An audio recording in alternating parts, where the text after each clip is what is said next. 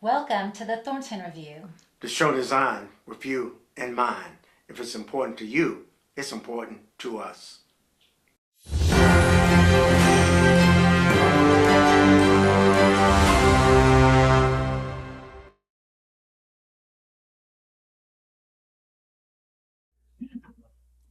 Kevin Adams grew up in the Escambia County School District. He graduated cum laude with degrees in accounting technology and business administration from Pensacola State College. Kevin is also a member of the Alpha Beta Gamma International Business Honor. Kevin retired from the Department of Defense after 38 years of civil service at Pensacola NAS. His positions included financial management analysis, facility and safety manager, and contract performance assessment. Kevin is currently serving his third term on the Escambia County School Board representing District 1. Kevin has served as vice chair and chairman of the Escambia County School Board. He is a former member of Escambia County School District Half-Cent Sales Tax Watchdog Committee. Kevin served 8 years and is past chairman for the Escambia County School Attendance Advisory Committee. He has also served on the Escambia County Military Affairs Committee and the Value Adjustment Board.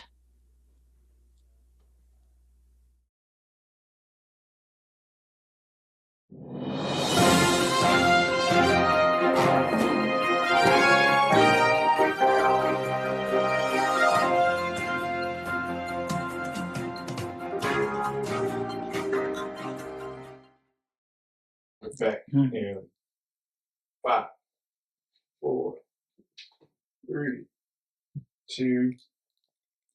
Hi, I'm Pueschel Schneier, executive producer and manager of the Thornton Review. Thank you for tuning in. Today is our 3rd anniversary show. We have Kevin Adams, Escambia County School Board District 1 on the show.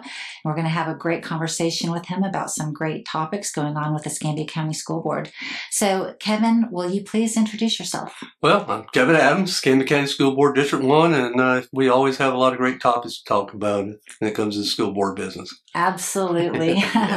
And we're going to get into those topics in a few minutes. We're going to take a commercial break, and when we come back, we'll continue our discussion with Kevin Adams, Escambia County School Board District 1.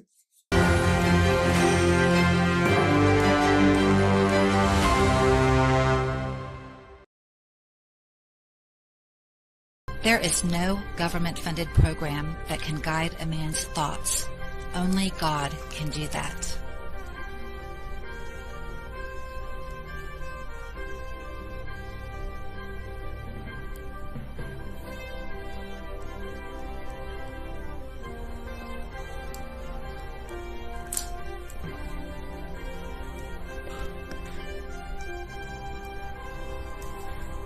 Company can install any type of fence. When you call and mention the Thornton Review, you'll receive a $100 discount on your fence. They also offer military discounts. Vinyl fence, wood fence, aluminum fence, chain link fence. If it has the word fence, Alpha Fence Company can do it.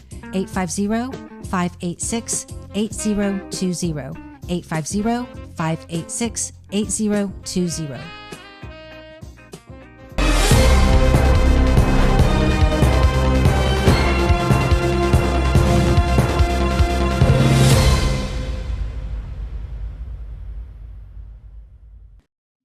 Thank you for tuning in. So, Kevin, I want to ask you a battery of questions, but I want to start with a recent lawsuit that Escambia County School Board was involved in, and I wanted to talk to you about that quite a few times during when it was going on, but you weren't allowed to talk about it. That's right. So, but I think you can talk about it now, right? So let's talk about what's been made public. Wasn't made public about it, but I was at the school board meeting when the board voted to remove "and Tango Makes 3," and that's actually probably the least invasive book there is in the lawsuit was about that particular book, so that kind of sets a precedent, in my opinion. I mean, well, and the judge really issued a pretty favorable. Well, we came out on top on that ruling, but when you read what he was deciding how to base his decision on, it was pretty much common sense and everything. So, no child in the United States of America, no minor child, has a First Amendment right for anything they want. He ruled it was not a public forum per se. So, but now the other side's appealed it, so it's going to the appeals. But I think it's an important question whether the school board have the constitutional authority to decide what is appropriate, what's inappropriate, and that's for our schools. Right. And now, the parents though, what they're looking at, no parent wants someone else indoctrinate their child. Right.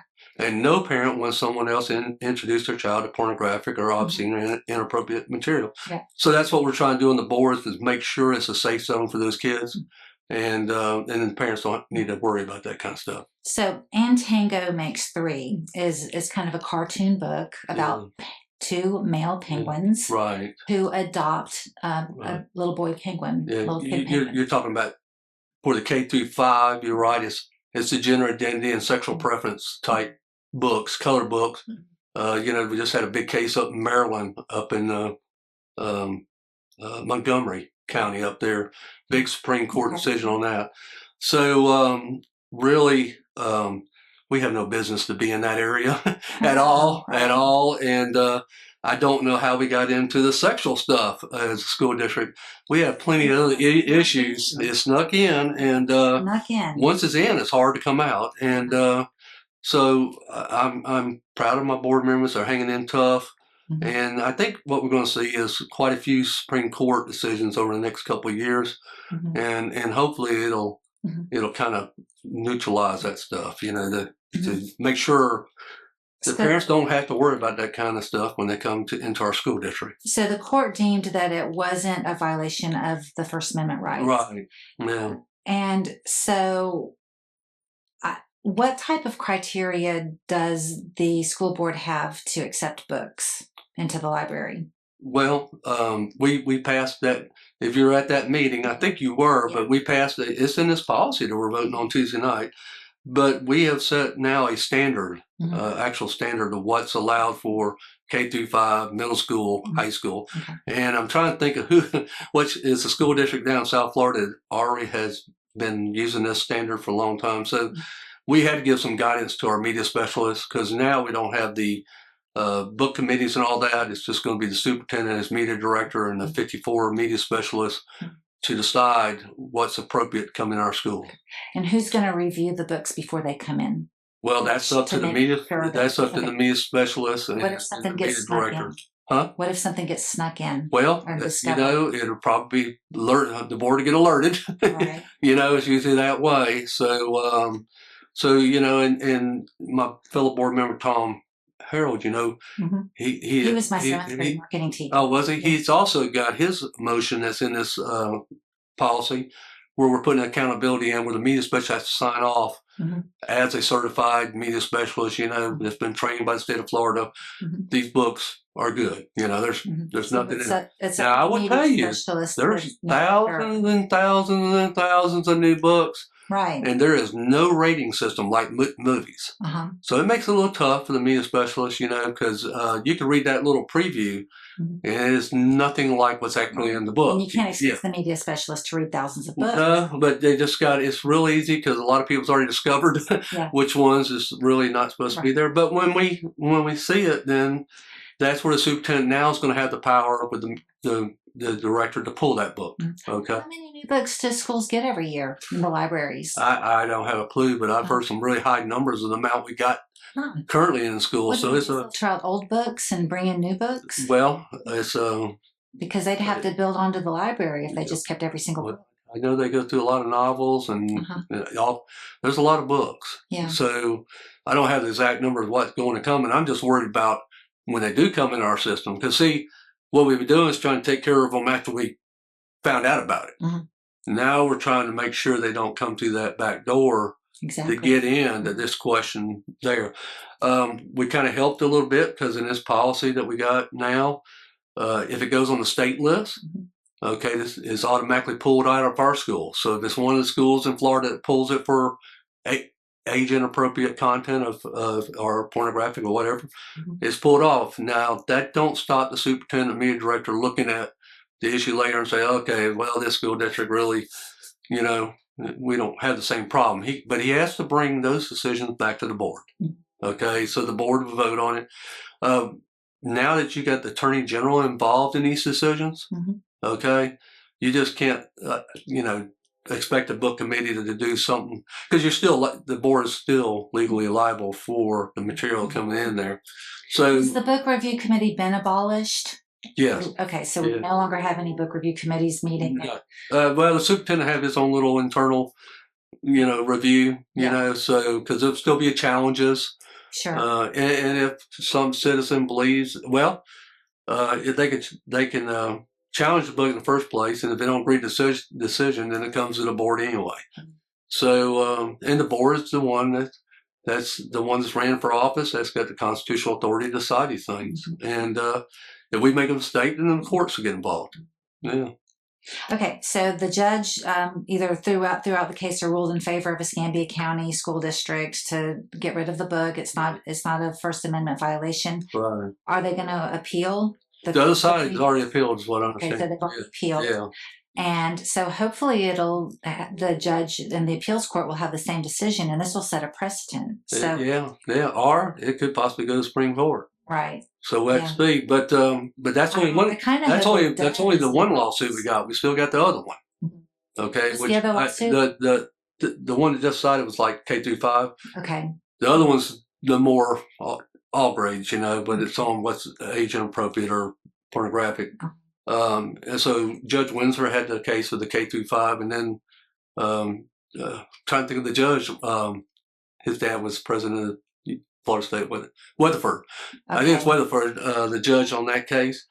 But we have appealed the decision on the legislative privilege, so that's at appeals court. So we'll see what happens and then go from there. So I think a lot of what the one judge has already ruled kind of goes for the other case, but we'll see. Yeah, it's interesting. Yeah. Unfortunately, you have to spend some money, but we need to get to the point in the state of Florida that all 67 school districts, or a good part of them, are not getting sued on this issue. And that's why it's important for the appeals court, the Supreme Court, to make a ruling one way or another. Escambia setting the example. We're kind of in the lead on this one. Yeah. That's good. Yeah, I guess. I don't know. I don't know about it. Yeah. Okay, so Governor DeSantis has been talking about abolishing property taxes in the state of Florida. Yes. There's actually a bill, I think, being worked on, or the House has got a couple of them they're putting forward, But I would tell you, the Escambia County School Board voted to raise our property taxes in the midst of Governor DeSantis talking about abolishing them. Yeah. So what's going on with that? And everybody knows where I am on this issue because I got it on my. You were the one that voted against it. Well, I always have. Always have. Government can always have a reason to increase your taxes. I mean, always. And they can give you a lot of reasons. Yeah, they can have a lot of frivolous reasons. They can have a lot of reasons on why they can't, make themselves more efficient. But we're one of the 19 school districts that got a half-cent sales tax. And because we got that, I've told my constituents all along, hey, as long as you vote for that referendum, because that's a huge amount of money.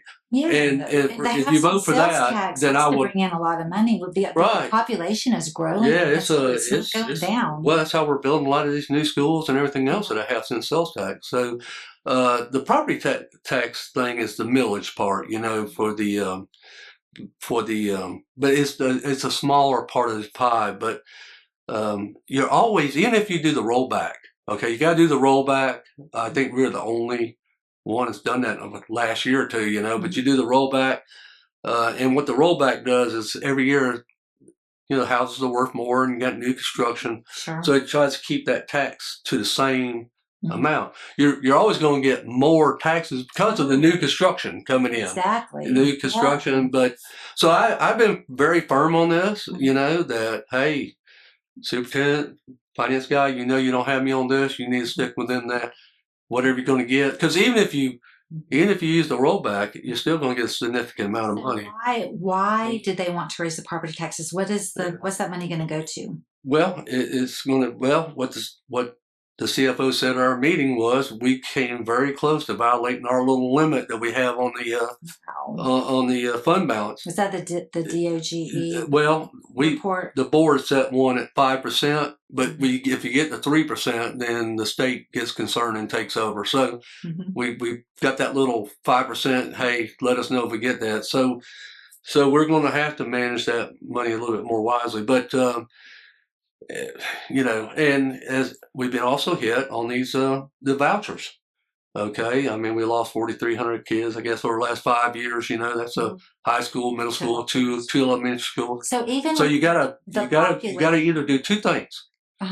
If you got schools that have plenty of capacity, you're gonna have to decide whether you're gonna consolidate, repurpose schools. I'm all for doubling the number of magnet schools we got. Well, they used to just bring in portables. Yeah, well, that's true. A lot of my classes would take grade were in portables. Yeah, and if we got rid of all the portables in the district, you'd almost be at the seat count. But if your school district is built for 45,000 students and then you're down at 35,000 students, well, then you got to do some right sizing. So this kind of tees off on something because superintendent is actually taken some action that's been pretty good. One, in my district, Longleaf, is now going to be a K through 8. It's got its first 6th graders. I was at the open house. Parents very excited to be at the one school. That's the first K through 8 in Pensacola. First one. Escambia County. This has been going on in the state of Florida for a good while. You've been talking about that for a long time. Yeah, because that's good. The grades are better. Yeah. It's easier on the parents that take their kids to school. So they just only have to worry about when they go to high school. Yeah. So, and some of us on board want more, but sometimes it's a little difficult to move a large organization. There's so many. You got the other thing, and that's a new magnet program at PHS for middle schoolers. And that's getting a lot of good reviews from parents. When they go to that, and it's going to be a magnet school, just like Brown Barge, okay? But those parents would their kids automatically feed into the IB program.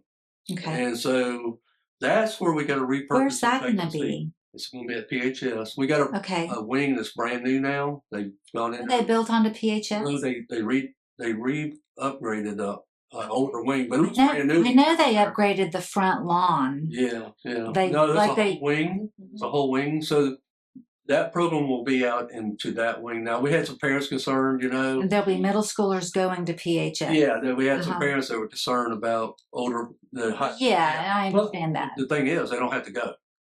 Okay, this is a program you got to apply for.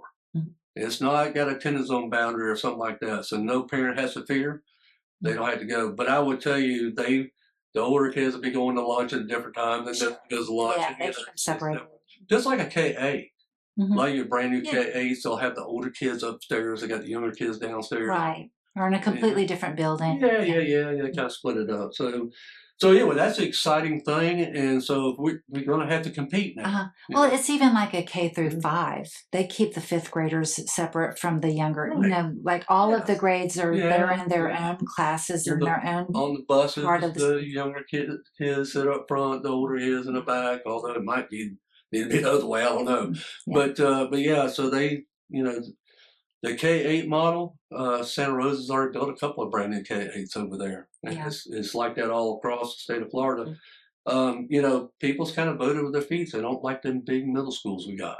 And you bring them 6th graders in there with the 7th graders and 8th graders, and parents have started to demand more. They like to have that kind of close-knit type community, and it'd be better for PTAs to have a K through 8. PTAs because PTAs are really strong in elementary school, but once you get to middle school, that kind of dissolves a little bit, and then high school is like really not. Well, you got state offering people money to leave public education.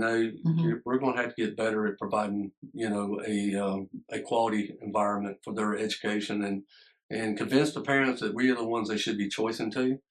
And I think we've gone a long way. Discipline.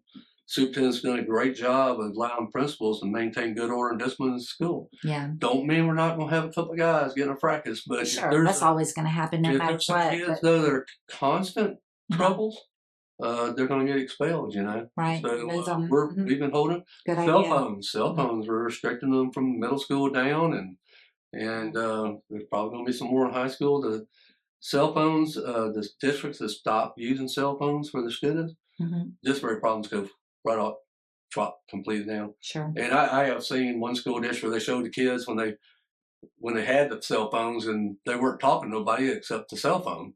And then when they were not allowed to be out in use anymore. Mhm. They had to learn how to communicate with those students again. It was the weirdest thing watching that process because they got so tied into electronic equipment. Right. But that's where the kids, and I warn the parents, don't give them kids a smartphone. Give them a little, track phone with some minutes because they're going to meet the worst of the worst on that cell phone. Yeah. Yeah.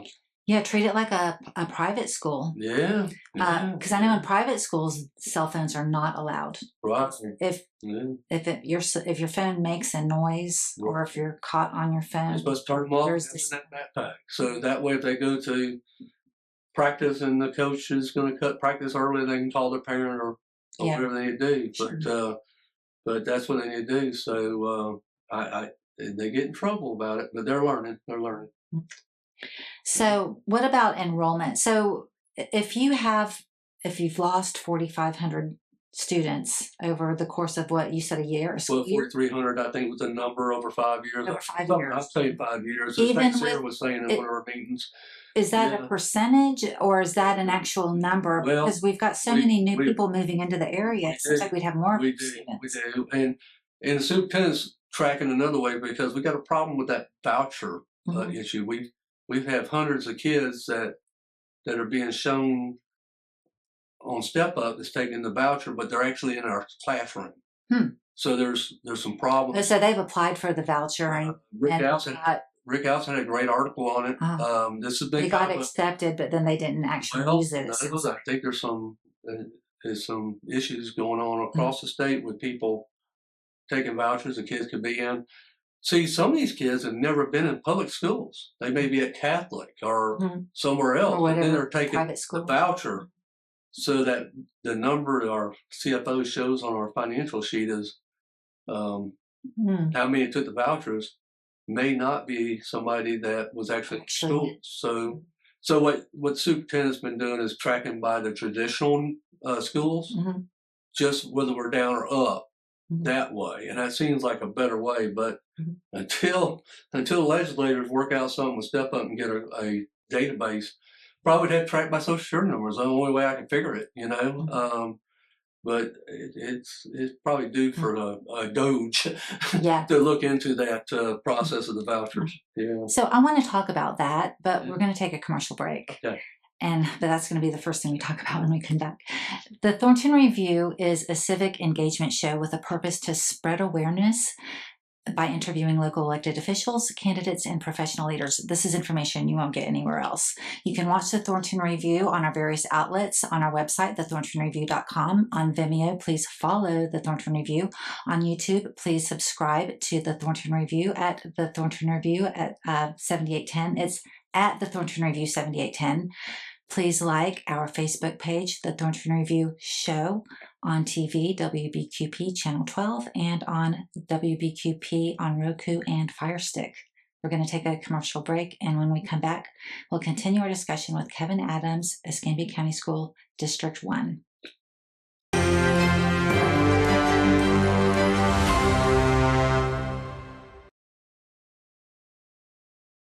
There is no government-funded program that can guide a man's thoughts. Only God can do that.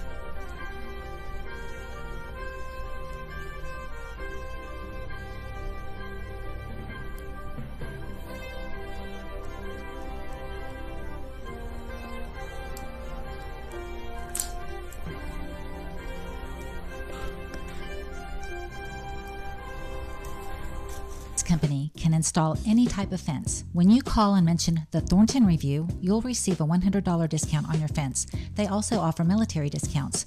Vinyl fence, wood fence, aluminum fence, chain link fence.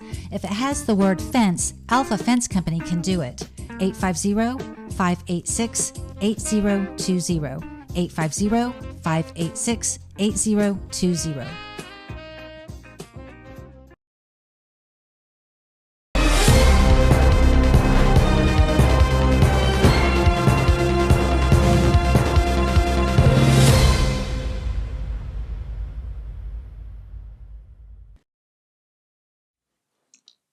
So Kevin, you are really good with budgets. You're a financial analyst.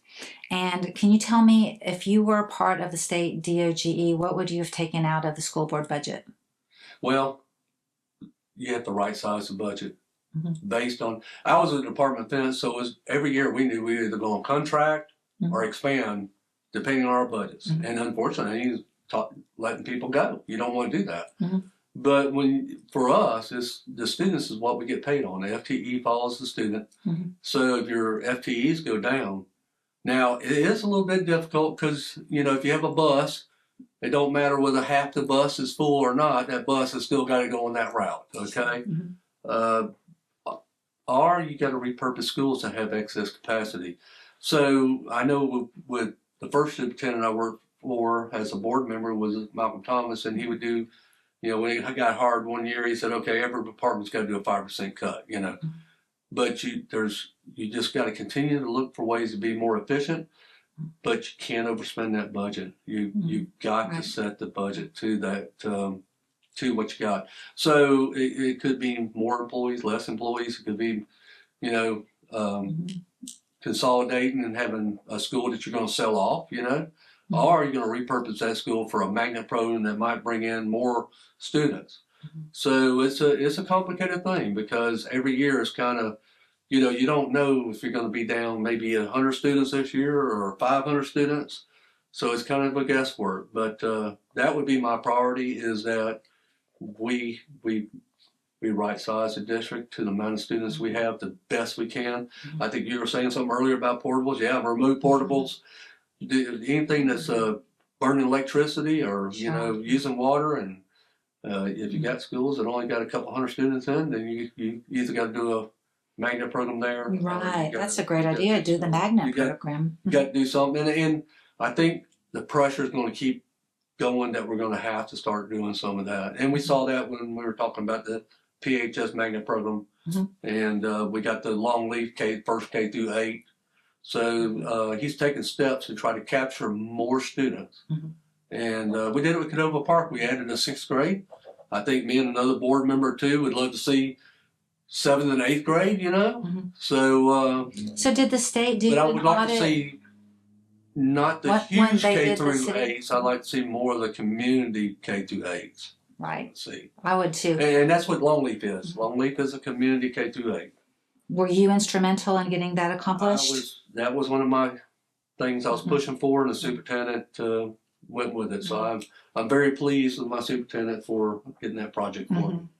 Well, congratulations. Yeah, Job well done. yeah, on that one. So when the state audited the city of Pensacola, did they also audit the school board? Not that I know of. Okay, so the Yeah. school board didn't get audited by the state DOGE. No, Okay. no.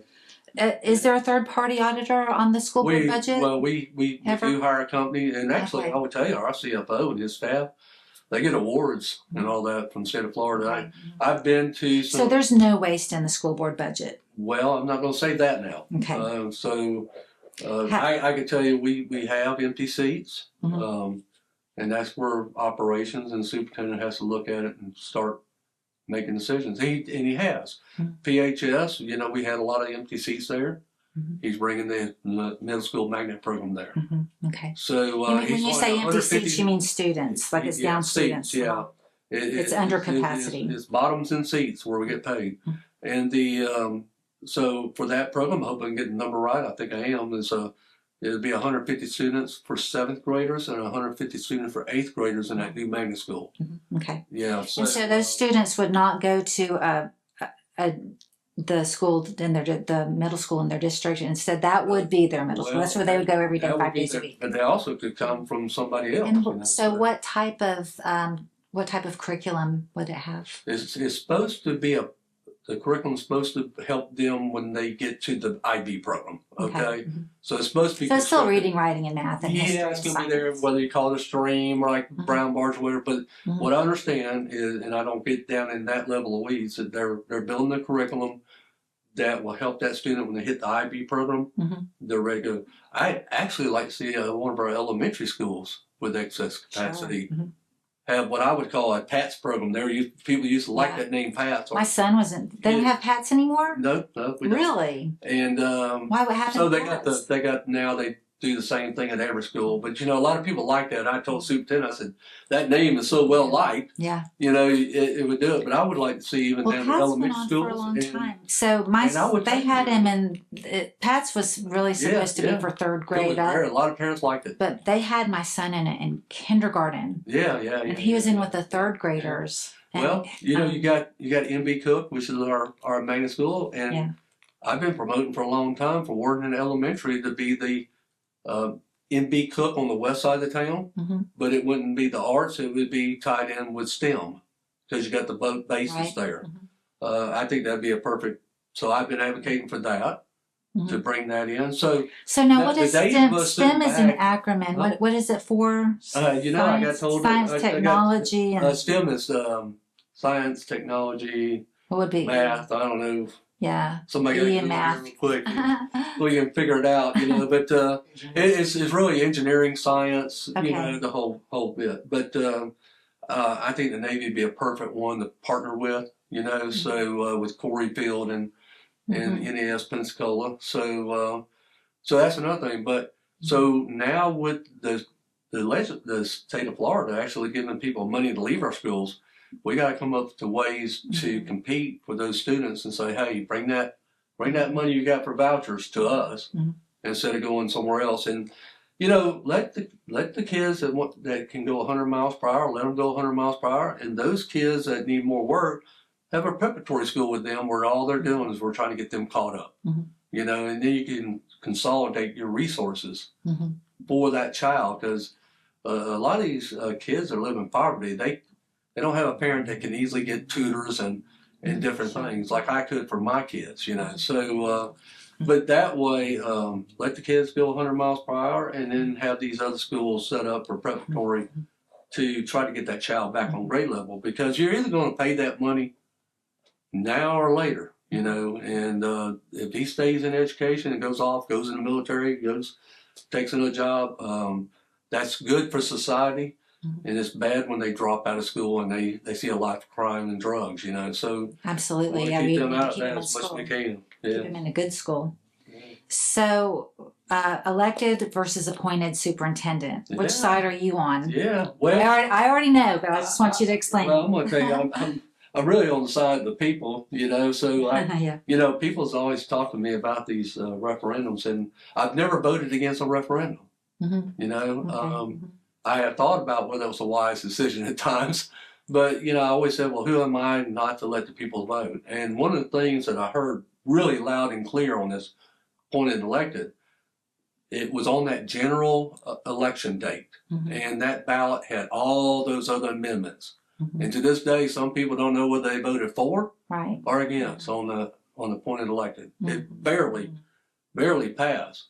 So I kept my Like a campaign. lot of people don't really read what they're voting on. They just check. Well, they just check a box. I think how not it's even going know. down with those amendments, it was kind of geared you to say yes, you're going down. Right. Yeah. And that's true. it just, so I'm happy the board has now set the date to be on the primary, okay?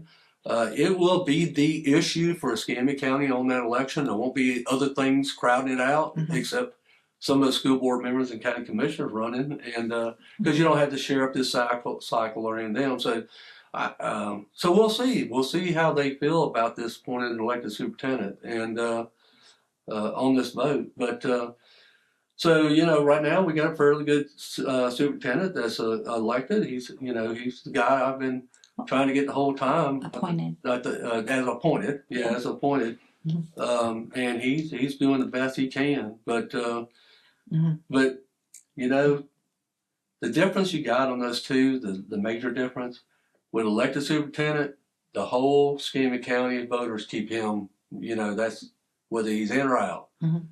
When it comes to appointed, it's 3 board members.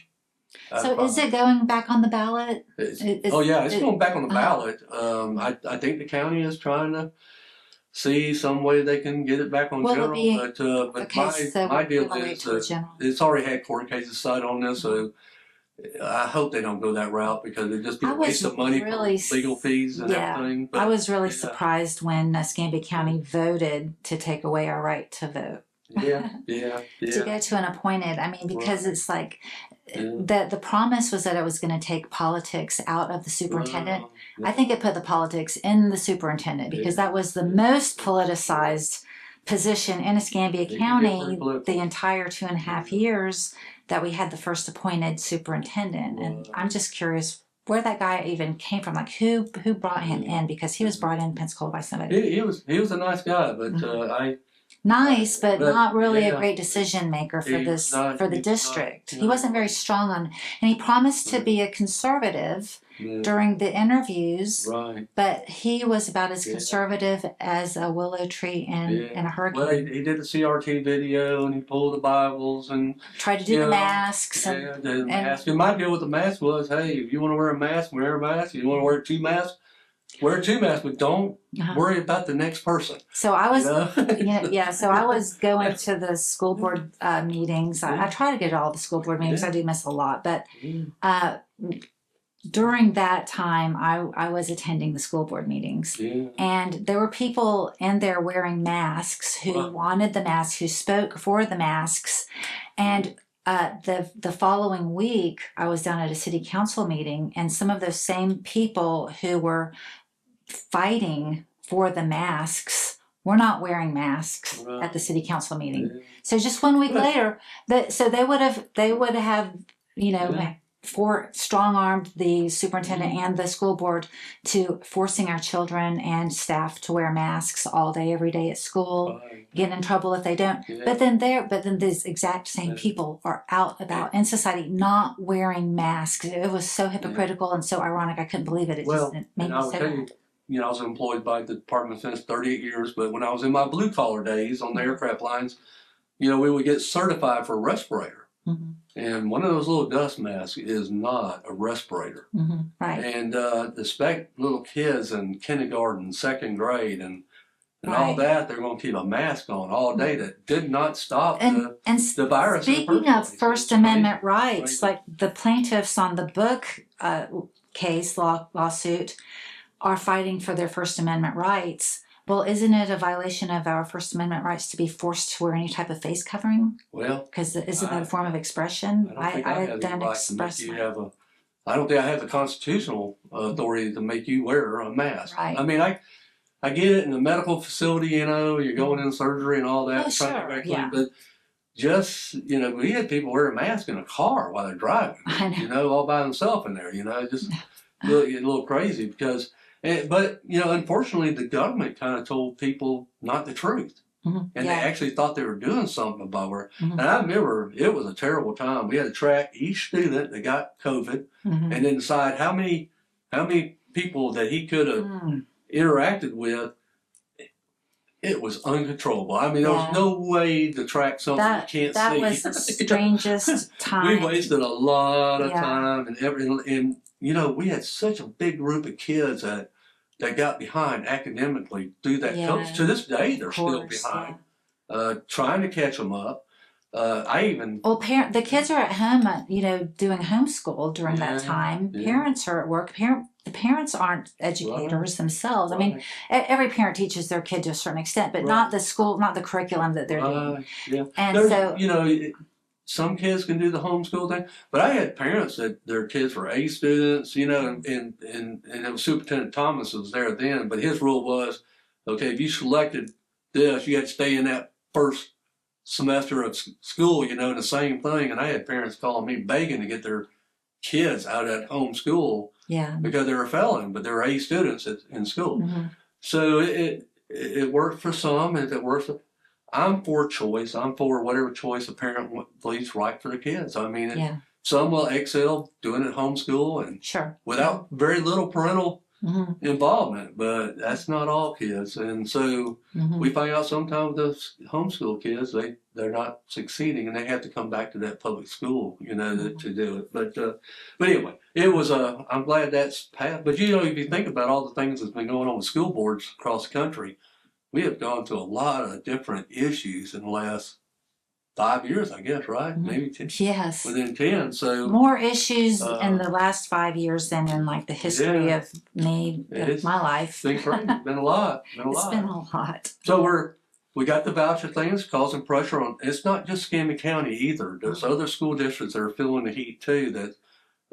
That's losing a lot of students on the vouchers, and they got this infrastructure built for what they were.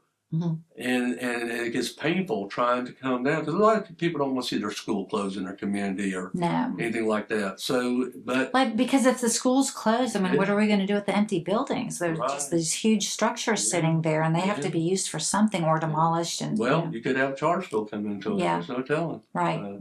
Now, there's another concern going on with the state of Florida, and I'm going to mention it. I hadn't mentioned it to you, but it's with the Schools of Hope. Supposedly, the regulations or whatever's changed, and now if there's like 5 classrooms in the school that are vacant, that School of Hope can send a letter and ask for that classrooms. Now, I don't know what this part here I'm getting ready to say is actually true. I have not verified it all the way, but supposedly the school would have to provide the busing and all the maintenance costs, and we'd have to absorb all the costs. Well, you got a school district that's already being hit budget-wise from the vouchers. Right. Now, well, Oh, wow. this is what it is. The state's offering people money to leave the public school, so then now they're bringing in operators to take the seats that they already paid to have people leave to come in. It's like a crazy little thing, but worse than a So- casino. So the school Vegas or of something, Hope, you know. so the School of Hope, so they're bringing in like different students, almost like a charter. Well, what they could do is to start their own little charter school right there in the school, and then we provide the busing, the lunches, and everything. and all the expense, but you're not getting. We're not getting the FTE. That doesn't make any sense at all. So it's not happening here yet, but I've got friends that are across the state of Florida where they've gotten 6 or 7 letters asking for this land or that land. So it's going to really, we really need to manage our capacities and bring and compete. And I think we're started it with the Long Lead K8, the Canova Park, and Westbend School going 6th grade, the Magnet School. We just need to keep doing that every year. And I think at some point it's going to balance out. Yeah. So, OLF 8, has the master plan been established and Well, set in stone yet, know, or are they still planning on what to do out You there? know, our board sent 2 or 3 letters. I guess almost every board superintendent, right? I can't remember asking for land out there, and I still would like to have some land. And what I'm doing, I'm not talking about today. We're looking 7 years down the road, possibly when 50,000. I think there's 50,000 more residential units that can be out there or whatever. Wow. I think I got 121 residential developments in the pipeline just for the Beulah master plan area. But at some point, I think you're going to have a high school out there. Tate's huge. Yeah. You know, that's over there. But so you got the highest census growth tract in Escambia County sitting there in that Beulah area. And then you got Tate to the north, which is closed to choice. Okay. And you got Pine Forest closed to choice. Is Tate You at know? capacity? How many Tate's at students do they capacity. even Well, have? we've been building new They have like classrooms out. 3,000 students out there. Yeah, we built more classrooms out there, but you know, huge schools are just not good in a lot of ways. Tate was always a big school. Yeah, I mean, it's it just getting bigger. was always a big school. So I think down the road, because you know, with the superintendent Tim Smith, I took him out. We actually got in the car and I showed them land out there that we could have got, and we didn't do it. Now they're subdivisions, you know. Yeah. And so I hope that we're still in the running. I think it'd be a great deal for the Navy Federal Credit Union if they had a school there that they could partner with their own academies and all that. And it's just going to be a very crowded place out there sooner or later. So I just me thinking about it the way I'm thinking about it, something's going to happen out there. But by the time that you say, okay, yeah, you're right, Kevin, we got to go that direction. The land, I mean, an acre of land out there is $100,000 right now. Yeah. $100,000. Well, the land is disappearing. I think we need to put a population cap with zoning. Well, you know, because we need to we need to conserve some of the habitat. you know, I've been talking about concurrency for a long time. There's Escambia natural County, animals but, that live out there that we can't let developers come in and build 800 homes Yeah. and then walk away with a little sidewalk in front of the place. And we call it, that's it, okay? I mean, I'm all for them making a profit and everything, but Yeah. we need some concurrency in this county, and you're right. What is the capacity level when you only got mobile highway, And what's being 9 mile road? conserved? Yeah. What natural habitats are being conserved? You know, Gulf Breeze has bears. Cantonment has coyotes, weasels, raccoons, possums. You know, I mean, a slew of animals. Well, where are they going? We got deer and bears. You know, I had a bear I know. in my backyard a couple of years ago. But so where are they going with all these people moving? And we need a population cap just to conserve our natural habitat. What I call it should be controlled growth. Yes. Okay, controlled Yeah, growth. you need controlled growth. That you're not creating a fiasco. We need conservation. I still would like to see middle sidewalks from Beulah Middle and Beulah Elementary going out to these new neighborhoods, you know. So within 2 miles, supposedly that was going to be the priority. We get these sidewalks.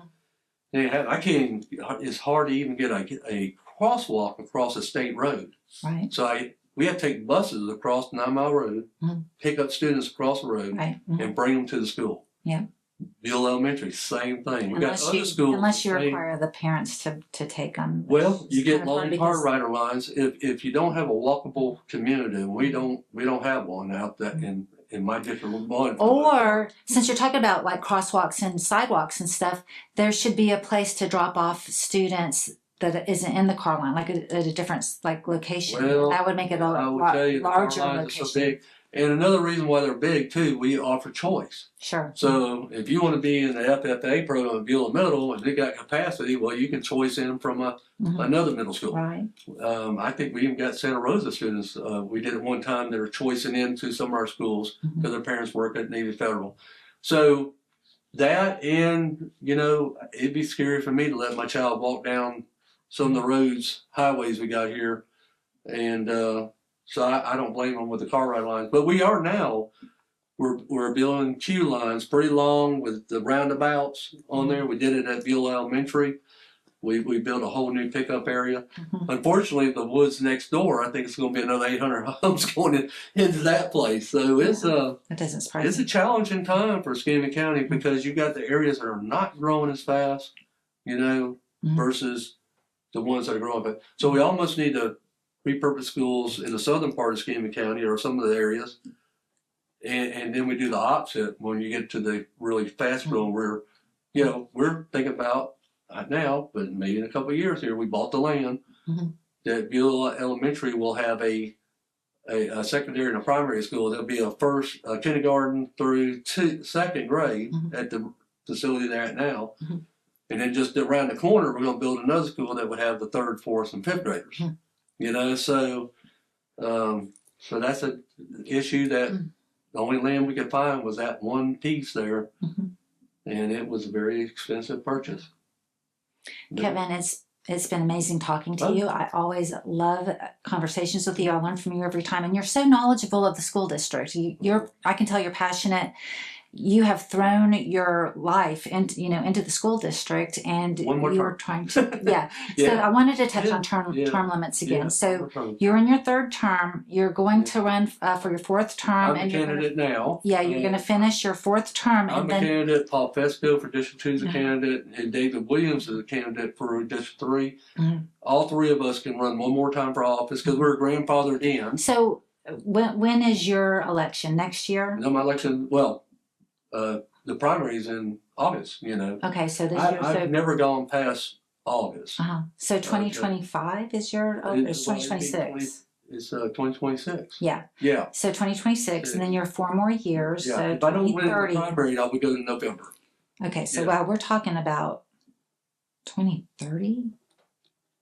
2030. That doesn't sound right. No. 2020. In 5 years. So, in 4 years. Well, 4 years, no, because I'll be elected. Officially, I'll be sworn in on November of 2026. And then it's 4 years after that. So, what's going to happen in 4 years after that? Well, somebody else is going to run for that position. And, and somebody will run are there for initials? District 2, and are there initials? District 3, and you know, hopefully. Who's going to run for superintendent? Well, you know, who knows on that one, but. I have an idea in mind of who I would like to see. School boards across the state of Florida have the highest churn rate. Mm-hmm. They got a churn rate of 30% or more. They only get paid half of what a county commissioner gets. Yeah. You know, so, and you have to deal with a lot of social issues. Right. You know. You're good at that, though. Well, I try. But, and that goes to the book. So what I've been saying the whole time, I'm not singling out one particular sex or not. No. I don't want we don't want any any sexual of whatever type it is in our Sure. schools, period. Mm-hmm. Is how it ever got into the school system, it's got to stop. Yeah. It's not our job. That's if the parent wants to introduce them and talk to them about the birds and the bees. Well, they shouldn't. that's I up to wouldn't them. encourage them to, but you know. That's up to them. Well, I mean, we need to teach them the writing, arithmetic. yeah, and, children do need to be taught about that by their parents, but not in a way that those books portray it. Right, yeah. So that's the deal there. But it's a tough job. I mean, if you're really going to do it, you got to be willing to take a little pain along with it. And you know, but I find it rewarding. I enjoy helping out, and I hope what I've accomplished by the time I end my last term, if the citizen elect.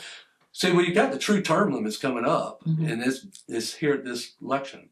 If the citizens believe I hadn't done a good job, they'll put me out the pasture and they'll pick up somebody else. And that's the way it should be. And so hopefully I've done a good enough job that they'll let me do the last 4 years and get us through this elected and appointed superintendent stuff and this right sizing the district and all the other good things we can do. And so that's my plan. Well, that sounds like a good plan. And I hope that you rise on to bigger and better things after the next 4 years. Well, I don't. Namely, superintendent. No, I'm gonna. I could tell the people I'll be ready to be done. I think at that time. I don't know. We'll see. We'll see. Yeah. Well, it was really nice to have you on the show. I appreciate you taking time out of your day to come over and have a conversation with me. Okay. Well, Really appreciate the invite. And I'll probably see you at the school board meeting tomorrow. Yes. Tomorrow night. Oh, and I want to mention again, this is our 3rd anniversary for the show. Yeah. So Paul Fetzko was actually on the very first show in October of 2022. Okay. And so it's nice to have you on for our 3rd anniversary. Okay. Great. Well, thank you. So the Thornton Review is on the air to provide public service awareness and intellectual infrastructure to our community. This show is made possible by Ida Gates, Godly Teas LLC, Alpha Fence Company, and our guest, Kevin Adams, Escambia County School Board District 1. It was great to have you on. And we want to thank you for watching this episode of the Thornton Review. Bye-bye.